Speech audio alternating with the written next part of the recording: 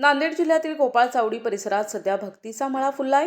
श्री जगद्गुरू केदारनाथ महास्वामी 1008 यांच्या मार्गदर्शनाखाली विश्वशांती महायज्ञ आणि शिवकथा सोहळ्याचे भव्य आयोजन करण्यात आले आहे। 5 फेब्रुवारीपासून सुरू झालेल्या या सोहळ्याने संपूर्ण परिसर शिवमय झाला असून या ठिकाणी साकारलेली केदारनाथ मंदिराची प्रतिकृती भाविकांचे डोळे दिपवत आहे। येत्या 12 फेब्रुवारीपर्यंत चालणाऱ्या या धार्मिक महोत्सवात 108 यज्ञकुंडांद्वारे विश्वशांतीसाठी आहुती दिली जात आहे। या सोहळ्याचे मुख्य आकर्षण म्हणजे केदारनाथ मंदिराची हुबेहूब साकारण्यात आलेली प्रतिकृती। हे मंदिर पाहण्यासाठी आणि शिवकथेचा लाभ घेण्यासाठी केवळ महाराष्ट्रातूनच नव्हे तर शेजारील आंध्र प्रदेश, तेलंगणा आणि कर्नाटक या राज्यातूनही भाविक मोठ्या संख्येने गोपाळ चावडीत दाखल झाले आहेत।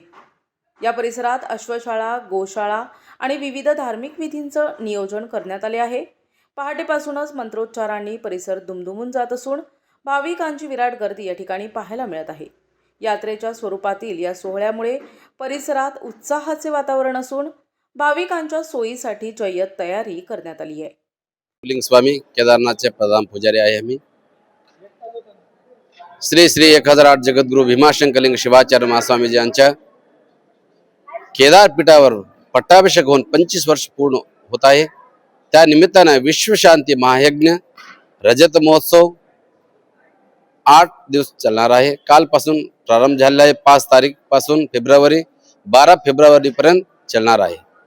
काल धर्मध्वजारोहण, पंचाचार ध्वजारोहण आणि शोभायात्रा पासून प्रारंभ होऊन आज सकाळी विश्वाराध्य महामूर्तींचे रुद्राभिषेक आणि यज्ञ स्वाहाकार सकाळच्या संपन्न झालेला आहे। तसेच आता 12 पासून 3 पर्यंत चालणारे शिवकथा चालू आहे।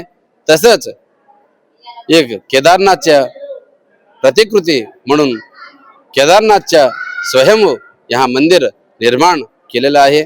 तसेच सर्व भाविक भक्तांना तिथेही दर्शन घेऊन यज्ञ स्वाहाकारमध्ये बी सहभाग घेऊन आणि शिवकथामध्ये बी आपला उपस्थिती राहून शिवकथेचे व्याख्यान ऐकून आपला जीवन कृतार्थ करून चालले सगळे सद्भक्तांना अधिक संख्येमध्ये असंच अजून 6-7 दिवस या कार्यक्रम चालणार आहे। सर्व भाविक भक्तांना या पुण्यभूमीमध्ये येऊन आपला केलेले पाप मुक्त करून पुण्याची भागीदारी व्हावा। प्रतिनिधी हनुमंत चंदनकर, NTV न्यूज मराठी, नायगाव, नांदेड।